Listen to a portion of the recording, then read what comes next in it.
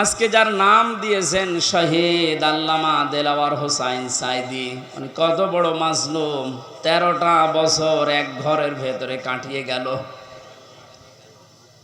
দোয়া করতেন মাঝে মাঝে, রব্বুল আলামিন আমাকে সাধারণভাবে মরণ দিও না, আল্লাহুম্মা ইন্নী আসআলুকা শাহাদাতান ফি সাবিলিক। তুমি যদি মরণ দিও আমাকে শাহাদতের মরণ দিও। আল্লাহ কবুলও করেছে, সাধারণভাবে মারা যায়নি, ওনাকে মারা হয়েছে। অন্যায়ভাবে যাকে মারা হয় ইসলামের দৃষ্টিতে তাকে শহীদ বলা হয়। কথা বলো না কেন? আবু সাইদকে যে অন্যায়ভাবে মারা হয়েছে, এরপরও যারা শহীদ বলতে রাজি ছিলেন না, এখন চাপে পড়ে তারাও শহীদ বলছে। রফিক নামে এক হুজুর নাকি কয়েকদিন আগে ভিডিও ছেড়েছিল যে আবু সাইদ শহীদ না, ওরে জোর করে বুক পেতে দিয়েছে। তাই গতকালকে নাকি ক্ষমা চেয়েছে যে আমার ভুল হয়ে গেছে। ভুল যখন স্বীকার করেছেন, এখন আর উল্টাপাল্টা কথা বলবেন না, কারণ এখন আর জালেমরা এদেশে নেই। জালেম সব পালিয়েছে, আর যারা আছে সব গর্তের ভেতরে আছে। আল্লামা বলেছিলেন না, ইন্দুরের গর্ত পাবা না, তার দোয়া কবুল হয়ে গেছে। ইন্দুরের গর্ত আর পারছে না। আজকেও দেখলাম একজনকে জোতার মালা পরিয়ে জালেমের জুলুমের প্রতিশোধ নিচ্ছে জনগণ। এই 17-18 দিন হয়ে গেল, এরপরও যদি আপনার জোতার মালা এখনো না সরে, তো এ দেশে জালেমদের আর জায়গা হবে বলে আমার বিশ্বাস হয় না। সুতরাং জালেম যারা, আপনারা হয় বিধান নেন না মরে যান। বহু মানুষের ক্ষতি করেছে। রব্বিলা তাদারনি আলাল আরদি মিনাল কাফিরিনা দাজ্জারা। নূহ আলাইহিস সালাম বলেছিলেন, আল্লাহ কাফেরদের একটা আন্ডা বাচ্চা পর্যন্ত জমিনে না থাকে, কারণ ওর পক্ষ থেকে যেটা জন্মাবে ওইটাও হারামি হবে।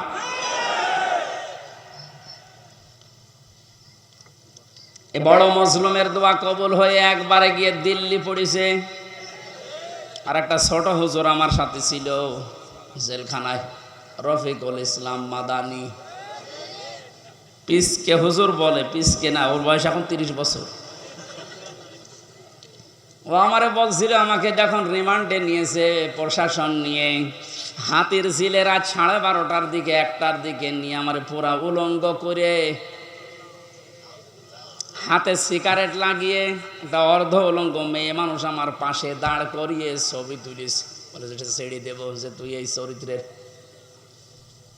বলছে হুজুর, ওই সময় আমি চোখের পানি ফেলে কেঁদেছিলাম। আর এক এসআইকে জিজ্ঞাসা করলাম যে ভাই, আপনারা যা করছেন আমার সাথে, এটা কি হারুন স্যার জানে? জানে না মানে? উনি তো করাচ্ছে, যেহেতু উনি মজলুম।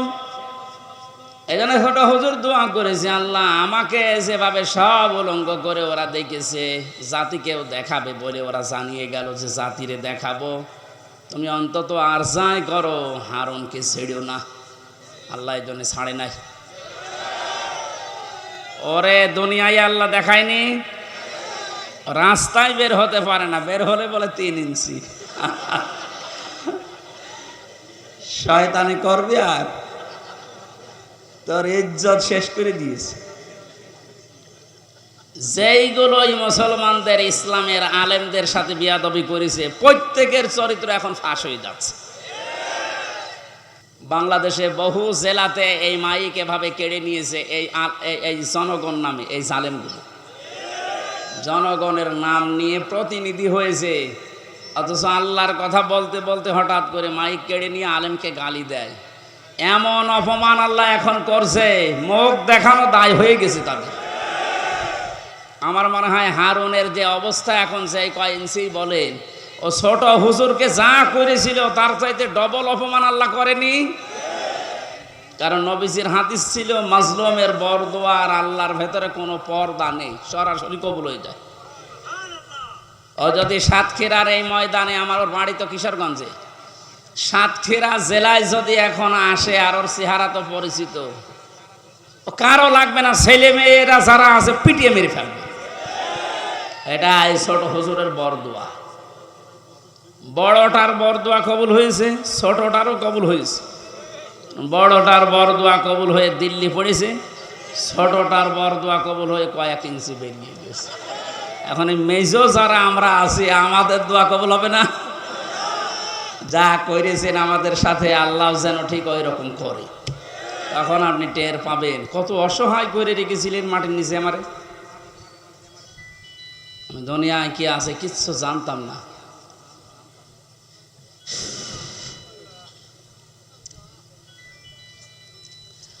আমার ভাইরা,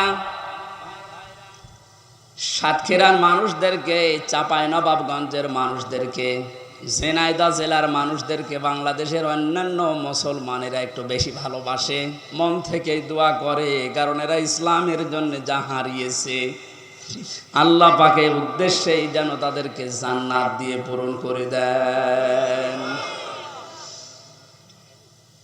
ওয়ালা তাহসাবান্নাল্লাযীনা কুতিলু ফি সাবিলিল্লাহি আমওয়াতা বাল আহইয়াউন ইনদা রাব্বিহিম ইরযাকুন।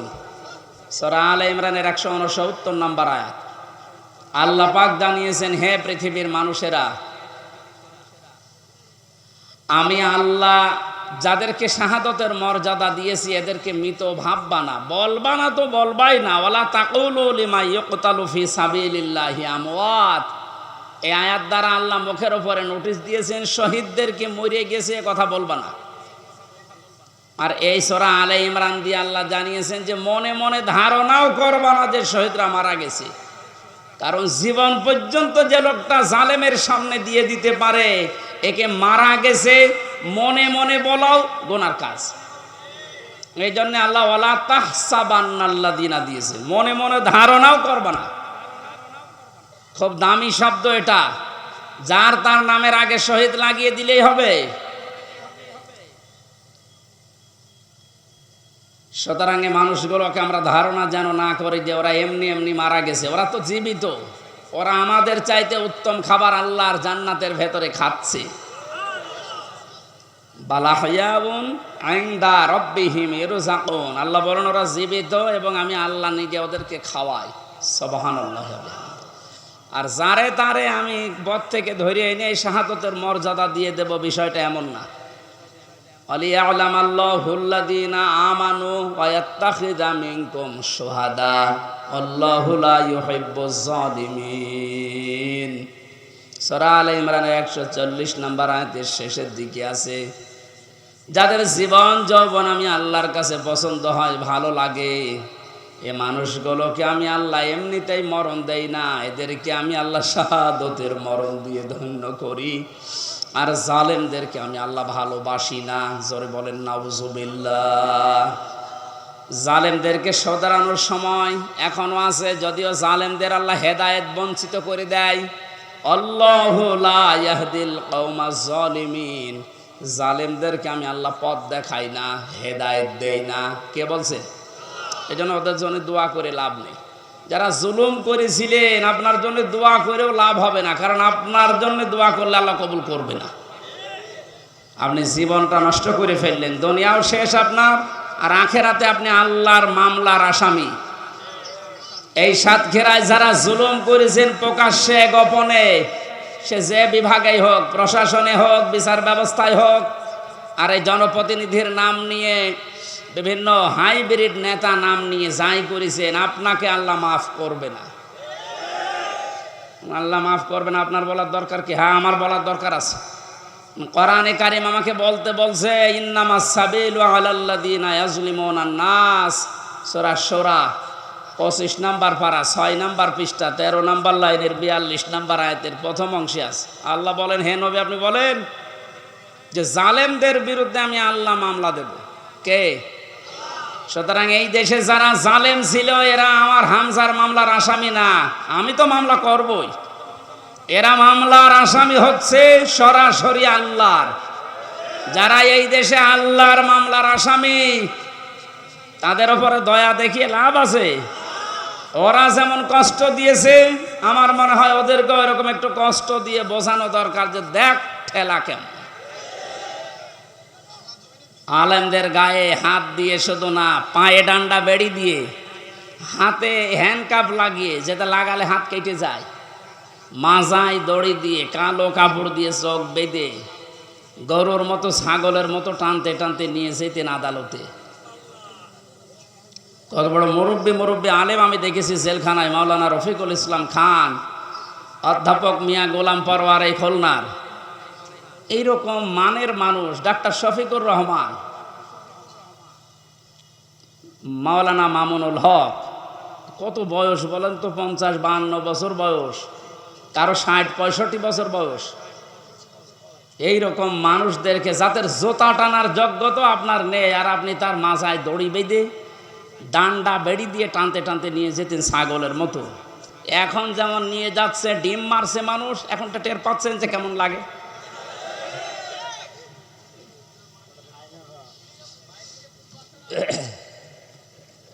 এখন যে শয়তানগুলো রিমান্ডে আছে, কয়েকদিনের পত্রিকা এবং এই যে ভিডিও আসতেছে, রিমান্ডে এখন তো আমাদের মতো কষ্ট এদের দিচ্ছে না। আদালত নাকি বলে দিয়েছে ওই সব দরকার নেই, খালি এমনি জিজ্ঞাসা করবে। শুধু জিজ্ঞাসা করছে তাই নাকি কাঁদছে।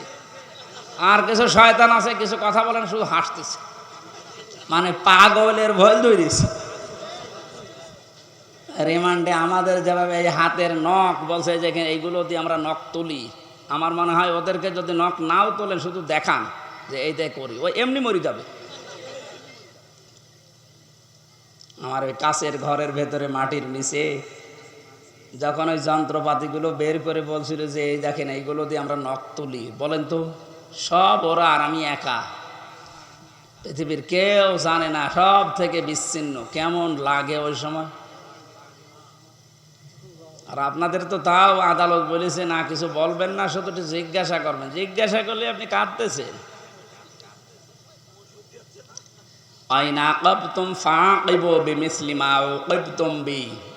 প্রতিশোধ নেওয়া জায়েজ আছে অতটুকু যতটুকু আমি অত্যাচারিত হয়েছি। ডাক্তার শফিকুর রহমান এই জন্য ঘোষণা দিয়েছেন, যাদের কারণে 17 বছর এই দেশের জনগণের বিভিন্ন সাইডে দিক এবং বিভাগে অত্যাচারিত, জুলুম, নির্যাতন, মিথ্যা মামলা, ঘরে থাকতে পারে নাই, চাকরি বাকরি দেয়নি, এবং মিথ্যা মামলা দিয়ে শুধু শেষ করেনি, মিথ্যা সাক্ষী সাজিয়েছে। শুধু মিথ্যা সাক্ষী দিয়ে শেষ করে দিলে হতো, বা সাজা লাগিয়ে কাউকে ফাঁসি দিয়েছে, কারো যাবজ্জীবন দিয়েছে। এইগুলো তো তারা জীবনও মাফ করবে না, কারণ যে ক্ষতি আপনি তার করে দিলেন তার পরিবারের।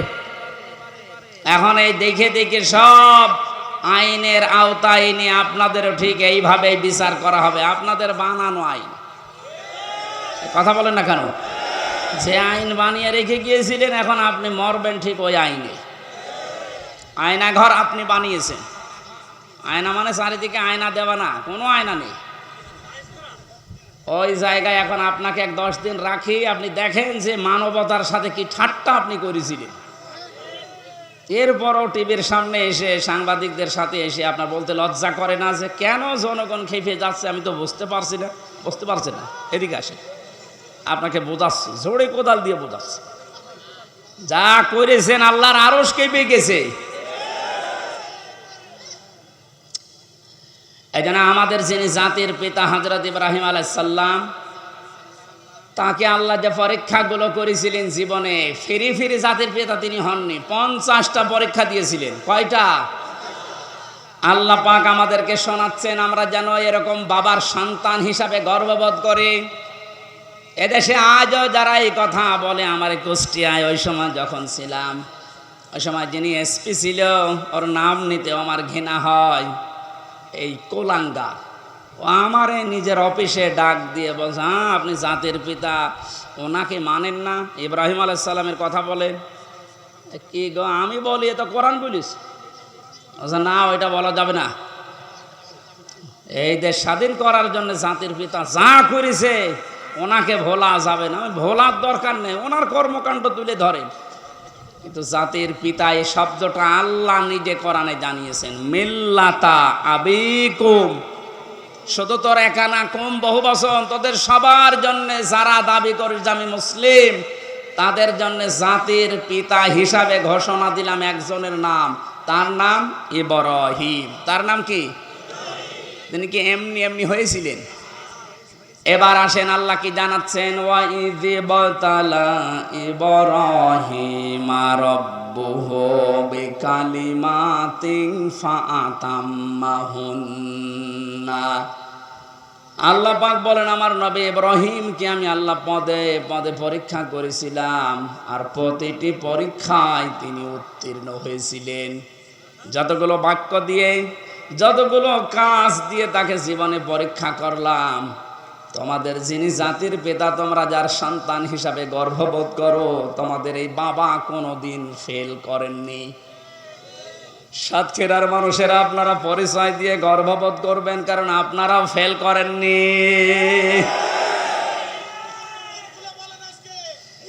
বাংলাদেশের বহু জেলার লোকেরা ফেল করে গেছে, বিশেষ করে গোপালগঞ্জের ফেল হয়ে গেছে।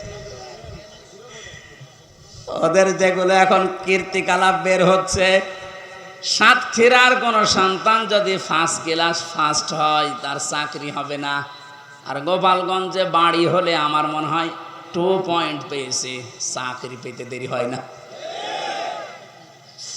এই যে বৈষম্য, এমনিতে বৈষম্য বিরোধী আন্দোলন ছাত্ররা শুরু করে নাই, সব জায়গায় যখন দেখেছে বৈষম্য, তখন ওরা করবে কি?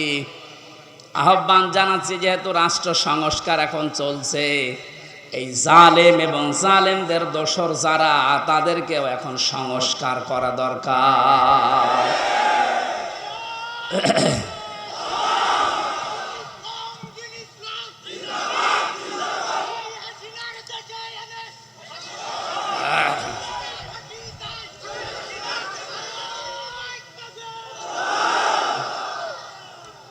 সাতক্ষীরাবাসী 50টা পরীক্ষার ভেতরে আমি পেয়েছি ঈমান সম্পর্কে পড়া। কোরআনে আল্লাহ জানিয়েছেন তোমাদের পিতাকে 10টা পরীক্ষা করেছিলাম। ঈমান সম্পর্কে 10টা পরীক্ষায় তিনি প্রতিটিতে উত্তীর্ণ হয়েছিলেন। তিনিও সর্বপ্রথম ঈমান আনার জন্য খুঁজছিলেন যে কাকে বিশ্বাস করা যায়, কাকে বিশ্বাস করা যায়। আকাশের তারকা দেখার পরে মনে করলেন এইটাই আমার খোদা, এইটাই আমার রব। যখন ওইটা মিটে যায়, লিভে যায়, দূর হয়ে যায়, তখন তিনি বলেছিলেন না, যেটা দূর হয়ে যায়, ডুবে যায়, এটা অস্তমিত হয়ে যায়, ওইটা আমার মালিক হতে পারে না। তিনি খোঁজ করলেন, রাতের বেলা চাঁদ দেখলেন, মনে করলেন এটা আর একটু বড় আছে, এটা আমার আসল রব। সকালবেলা যখন দেখলেন না, ওইটাও আর নেই, মিলিয়ে গেছে, বললেন না, যেটা ডুবে যায় এইটা আমার মালিক হতে পারে না। কোরআনে কারিমে আল্লাহ সূরা আনআমের ভেতরে এগুলো আমাদেরকে শোনাচ্ছেন শিক্ষা নেওয়ার জন্যে। এখানে একটা শিক্ষা বের হবে, ভালো করে তাকান। দ্বিতীয় নম্বরে, সকালবেলা যখন সূর্য দিগন্তে দেখলেন যে পূর্ব দিগন্তে সূর্য উঠেছে, আস্তে আস্তে যখন বড় হতে লাগে, তখন রোদ যখন হয়, তখন বললেন এইটা আমার রব হবে, এইটাই আমার খোদা হবে। সন্ধ্যাবেলা যখন ওইটা পশ্চিম আকাশে মিলিয়ে যায়, বললেন না, যেটা অস্তমিত হয়, ডুবে যায়, ওইটা আমার মালিক হতে পারে না। জাতিকে তিনি জানালেন, ইন্নী ওয়াজ্জাহাতু ওয়াজহিয়া লিল্লাযী ফাতারাস সামাওয়াতি ওয়াল আরদা হানিফাও ওয়া মা আনা মিনাল মুশরিকিন। সূরা আনআমের ৭৯ নম্বর আয়াত। হযরতে ইব্রাহিম নবী জাতিকে ডাক দিয়ে বললেন, হে আমার জাতির লোকেরা, এতদিন পর্যন্ত যাদেরকে খোঁজ করে পেয়েছিলাম, একটা ওই স্থায়ী না, সব অস্থায়ী, সব অস্তমিত হয়ে গেছে, ডুবে গেছে। আমি আমার এই চেহারাকে ঘুরিয়ে দিলাম ওই আল্লাহর দিকে, যিনি আসমান আর জমিনের উদ্ভাবক, যিনি বানিয়েছেন এটা হানিফা। আমি একনিষ্ঠভাবে ঘুরলাম আল্লাহর দিকে। আমান আমিনাল মুশরিকিন, আর আমি মুশরিকদের অন্তর্ভুক্ত না। আমাদের জাতির পিতা তিনি শিরিক থেকে মুক্ত হয়ে ঘোষণা দিলেন যে আমি মুশরিক না, অথচ এই দেশে কত অবৈধ সন্তানেরা বিভিন্ন মুশরিকদেরকে খুশি করার জন্য জাতিকে প্রকাশ্য শিরিক করিয়েছে, মুশরিক বানিয়েছে। বিভিন্ন স্কুল কলেজে আমি দেখেছি, ভিডিও দেখেছিলাম, একটা মূর্তির সামনে নিয়ে, ছবি সামনে নিয়ে ছেলেমেয়েরা যে মাথা নিচু করে সম্মান জানাচ্ছে, অথচ আল্লাহর নবী জানিয়েছেন লা ইয়াদখুলুল জান্নাতা লা তাদখুলুল মালাইকা বাইতান ফিহি কালবুন আও তাসবির। ওই ঘরের ভেতরে রহমতের ফেরেশতা প্রবেশ করে না যেখানে মানুষের ফটো থাকে আর কুকুর থাকে।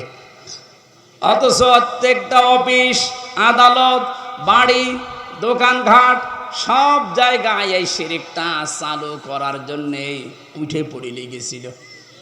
আল্লাহ এমন ভাবে বিদায় দিয়েছে জিল্লতির সাথে। আজকে আসার সময় দেখলাম বাবার মুখ দেখা যাচ্ছে না।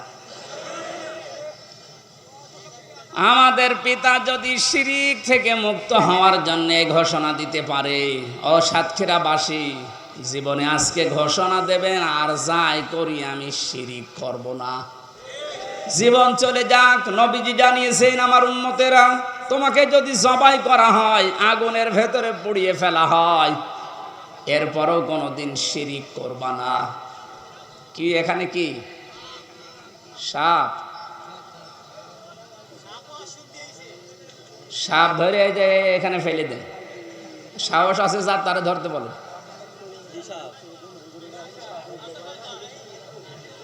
ও ধোড়া সাপ আর কি, ওর রওশনের স্বাদের মতো, আর জীবন যৌবন সব শেষ। সাহস যার আছে তারা বলেন যে মাথা চেপে ধরে এদিকে ফেলে দিতে দেন। কি হলো, আপনি কি ওটা হাতে করে বসে আছে? আসেন, মেরে ফেলেছেন। মেরে ফেলা ঠিক হয়নি। আমার ভাইরা, তাহলে ইব্রাহিম আলাইহিস সালাম তিনি অনুসন্ধান করে খোঁজ করে পেয়েছিলেন কাকে? বলেন না কেন? আর আমাদেরকে এ জাতির আলেমরা নবীর ওয়ারিসরা চোখে আঙ্গুল দিয়ে দেখায়, এরপরও আমরা সত্যকে সত্য জানার পরও মানতে চাই না। তাহলে উনি ইব্রাহিম আলাইহিস সালাম জাতির পিতা হয়েছিলেন প্রথম পরীক্ষায় পাস। তিনি ইমানের 10টা পরীক্ষা দিয়েছিলেন, এখানে আমরা 3টা পেয়েছি। একটা তারকা দিয়ে, একটা চন্দ্র দিয়ে, আর একটা সূর্য দিয়ে। রব্বুল আলামিন বলেন তাকে আমল সম্পর্কে আমি পরীক্ষা করেছিলাম 30টা। প্রতিটি আমলে হযরত ইব্রাহিম আলাইহিস সালাম তিনি পাস করেছিলেন। জোরে বলেন সুবহানাল্লাহ। হযরত ইব্রাহিম আলাইহিস সালাম যে 30টা পরীক্ষা দিলেন আমলের, এটা সূরা তাওবার ভেতরে পেয়েছি 112 নম্বর আয়াতে 10টা, সূরা মুমিনুনের 1 থেকে 10 নম্বর আয়াত পর্যন্ত 10টা, সূরা আহজাবের 35 নম্বর আয়াতে 10টা।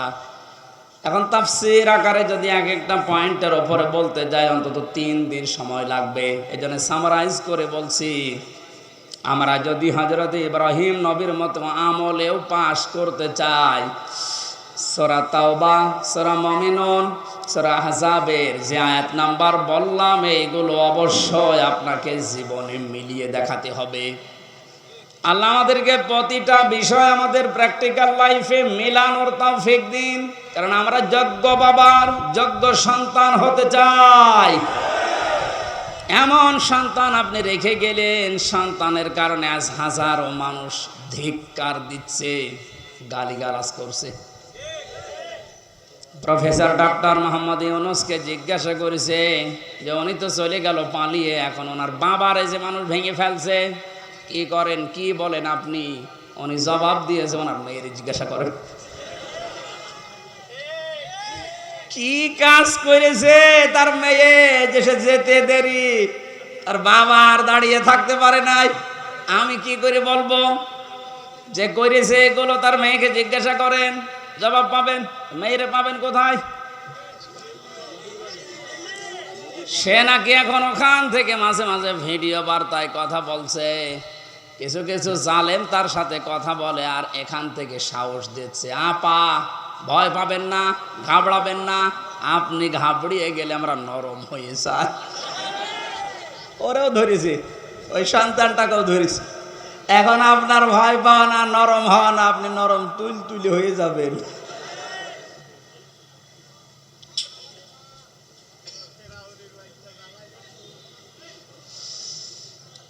এরপরে পেয়েছি ফিতরাত বা স্বভাব সম্পর্কে তিনি 10টা পরীক্ষা করেছিলেন। এটা মারেফুল কোরআন, তাফসিরে হাক্কানি, এগুলোতে পাবেন।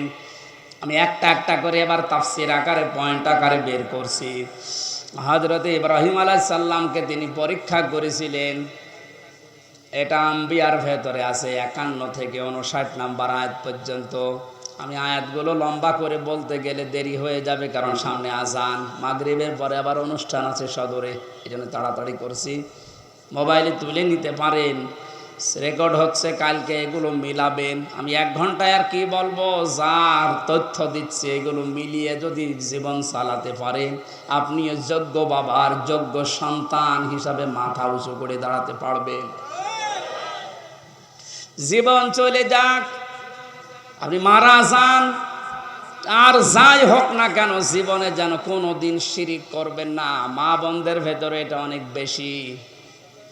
আল্লাহ যেটা পারে ওইটা অন্য কেউ পারে, এই কথা বিশ্বাস করার নাম হচ্ছে শিরিক। এক কথায় উত্তর দিয়ে দিলাম, আল্লাহ যেটা পারে ওইটা অন্য কেউ পারে, এই কথা বিশ্বাস করার নাম কি? আপনারা আমল নামাজ রোজা একটু কম হোক, আল্লাহ মাফ করবে, কিন্তু শিরিক করলে কোনো মাফ নেই। কথা বুঝতেছেন? আপনারা 5 ওয়াক্তের জায়গায় 15 ওয়াক্ত নামাজ পড়া লাগবে না, সারা দিন আপনারা সারা রাত রোজা রেখে কাটানো লাগবে না, এরকম না। আপনি আমল একটু কম হোক, কিন্তু শিরিক যেন না হয়। এই জন্য উনি ঘোষণাই দিয়েছিলেন, ওমা আনা মিনাল মুশরিকিন, আমি মুশরিক না, আর যাই হোক আমি কি না। আর এমন একটা জায়গায় আমরা পৌঁছিয়ে যাচ্ছিলাম যে আমরা বলতে বাধ্য হচ্ছিলাম যে আমি দাদা। কথা বলেন না কেন? কি একটা মারাত্মক অপরাধ থেকে আল্লাহ আমাদেরকে বাঁচিয়ে দিয়েছেন। কিয়ামতের ময়দানে সবচাইতে বড় কঠোর আযাব দেবেন আল্লাহ মুশরিকদেরকে। আকাদিমনা ইলা মা আমিলু মিন আমালিন ফাজআলনাহু হাবাআম মানসুরা। সূরা ফুরকানের ভেতরে আছে, আল্লাহ বলেন কিয়ামতে যখন আমলনামা সামনে আসবে, যদি শিরিক কিছু পাই, ওটা ধুলি কণার মতো ওর মুখের উপরে নিক্ষেপ করে বলবো তোর কোনো বিচার নেই। জোরে বলেন নাউজুবিল্লাহ। সাতক্ষীরাবাসী আমি জানি, এই সমস্ত জেলাতে ইসলামী আন্দোলন একামতে দিনের সৈনিকরা মা বোনেরা বেশি। আপনাদের আর যাই হোক শিরিক করবেন না, আপনাদের যতটুকু আছে আল্লাহ জান্নাত দেবে আমি আশা করি, কিন্তু শিরিক থাকলে সমস্যা। কিয়ামতে আল্লাহ একটা প্রাচীর বানিয়ে রাখবেন আরাফ, ওখানে কিছু মানুষকে নারী পুরুষ দাঁড়িয়ে থাকবে, এই জান্নাতেও যাবে না জাহান্নামেও যাবে না। সাহাবী প্রশ্ন করলেন, হে নবী ওরা জান্নাতে যাবে না কেন?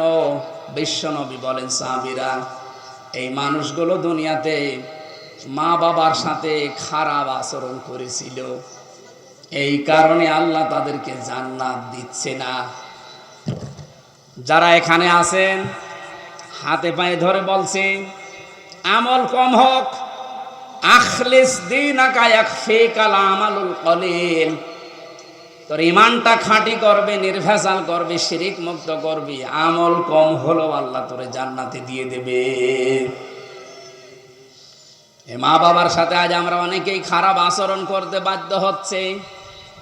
এর পেছনে যারা কল কাটি নাড়ায় তারা অধিকাংশ পরিবারে খোঁজ খবর নিয়ে দেখলে দেখা যায় তার স্ত্রী দায়ী। এই কথা বলেন এখন। একটা মা হওয়ার জন্য যে কষ্টটা সহ্য করেছে আপনার আমার আর মা, এই পৃথিবীতে আমার মুখটা দেখার জন্য বিজ্ঞান এখন প্রমাণ করছে 57 ইউনিট কষ্ট সহ্য করা লাগে একটা সন্তানকে দুনিয়ায় আনতে মায়ের।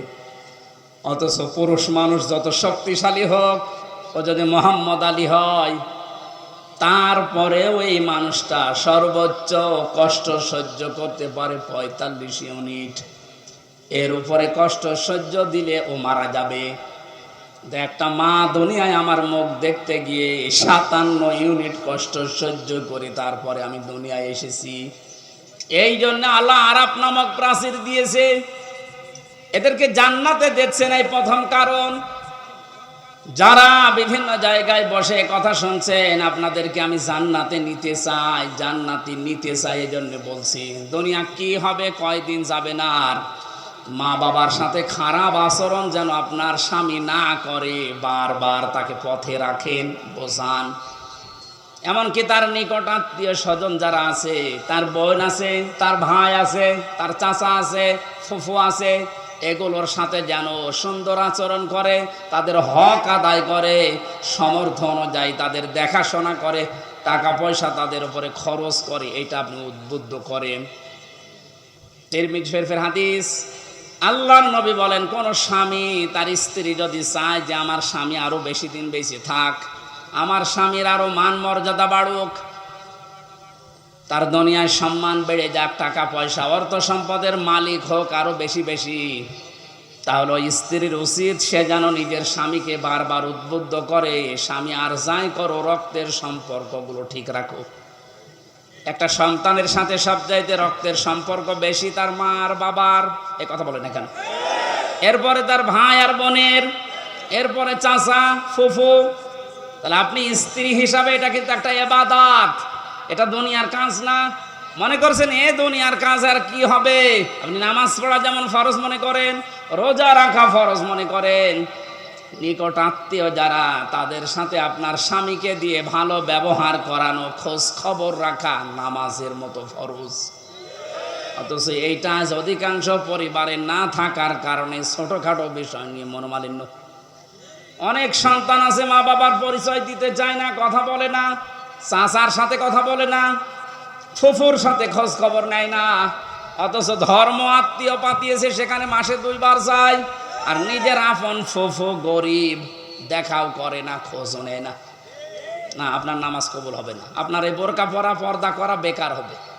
আপনি মনে করছেন এটা দুনিয়ার কাজ, নামাজ পড়েন 6 ওয়াক্ত তাহাজ্জুদ মিলে, তা বোরকা পরেছেন একেবারে 14 হাত, অথচ আপনার মিল নেই ফুফু শাশুড়ির সাথে, আপনার চাচা শ্বশুরের সাথে। আমি কি আর কি মারছি বলেন? হাজারো পরিবারে এরকম নেই। আমার বিশ্ববিদ্যালয়ে এক স্যার ছিল হাদিস বিভাগে, ডক্টর আব্দুল্লাহ জাহাঙ্গীর। উনি বলছিলেন এক চেয়ারম্যান গেছে খুলনায়, সারাদিন কাজকর্ম করার পরে খুলনাতে ছেলের বাড়ি, ওখানে উঠেছে। রাত একটু বেশি হওয়ার কারণে বাবা বলছে, সন্তান আমি চলে এসেছি, একটু রাত বেশি হয়েছে, কিছু মনে করো না। বলছে আসেন বাবা। ভেতরে নিয়ে স্ত্রীকে বলছে, আমার বাবা এসেছে, রান্না করো। স্ত্রী বলছে না আমি পারবো না, আমি সেই সন্ধ্যা থেকে রাত 11টা পর্যন্ত সিরিয়াল দেখতে দেখতে ক্লান্ত, পারবো না। অন্তর্বর্তীকালীন সরকার আসার পরে এই জিনিসটা অন্তত মাফ হয়েছে, ভারতের সিরিয়ালগুলো বন্ধ করে দিয়েছে। এখন আছে আর আমার মনে হয় অনেক মহিলা বরদোয়া দিয়েছে দিক, যেই বলেছে পারবো না, ওগুলো আপনার বাবা, আপনি রান্না করে খাওয়ান। চিন্তা করছে এখন যদি মারধর করে, যদি উচ্চবাচ্য করে আমার বাবা আবার জেনে ফেলবে। ঠিক আছে, কিছু না বলে বাবাকে বলছে, আব্বা তুমি কি খেয়ে এসেছো? ছেলের বাড়ি কেউ খেয়ে যায়? ও তো সব কথা শুনে ফেলেছে, লজ্জার খাতিরে বলছে ঠিক আছে খাওয়া লাগবে না, আমি খেয়ে এসেছি। রাত 12:30টায়, মাত্র 1.5 ঘন্টা পরে এসেছে। আর একটা ছেলে এসে কলিং বেল চাপ দিয়েছে, বাইরে যেয়ে দেখে ওর ছোট শালা। বলছে দোলা ভাই চলে আসলাম, আসো তোমার দিয়ে খেলা শুরু হবে। স্ত্রীকে বলছে ওঠো, না তোমার ভাই এসেছে, এবার উঠিছে। আমি একটু বাড়িয়ে বলছি না, ভাই এসেছে এবার উঠে রান্না বান্না করলেন। আগের যেটা ছিল ওইটাও যদি এই আচরণ করতেন, আমার মনে হয় কোন সংসারে বাংলাদেশে আলাদা হইতো না। আপনার মনটা এত ছোট কেন? একটু বড় করতে পারেন না? আর শুধু এই ক্ষেত্রে স্ত্রীরই দোষ না, অনেক মা বাবা আছে নিজের মেয়ের ভুল হলে মাফ করে দেয়। আর পুত্রবধূ একটা লোকের মেয়ে, ওর পান থেকে চুন খসলে আগে ছেলের কানে কানে তুলে দেয়। এইটা মা বাবা না, এটা ডাইনি। এ মরণের সময় বেঈমান হয়ে মারা যাবে, এই শ্বশুর শাশুড়ি ঈমান পাবে না। কারণ কষ্ট দিয়েছে মানুষকে। কাকে? যার অধিকার নষ্ট করেছেন, কষ্ট দিয়েছেন, আগে তার কাছে মাফ চাবেন। সে যদি মন থেকে মাফ করে দেয়, এরপরে আল্লাহ মাফ করবে। সুতরাং এরকম শ্বশুর শাশুড়ি এই ডাইনি মার্কা আছে না নেই? কারা আছেন এরকম হাত তোলেন তো। একজন এই লোকটা মরণের সময় ঈমান পাবে না, ও বেঈমান হয়ে মরবে। কারণ ওর দ্বারা ওর পুত্রবধূ, ওর বেটার বউ খুব ঝামেলায় আছে। সাতক্ষীরাবাসী রান্না বান্না যখন কমপ্লিট করেছে, ছেলেটা ডাক দিয়ে বলছে, আব্বা তোমার বৌমা রান্না করেছে, তুমি ওঠো। বাবা কিন্তু সব শুনতে পেয়েছে, ডাক দিয়ে বলছে, সন্তান আমার খাওয়া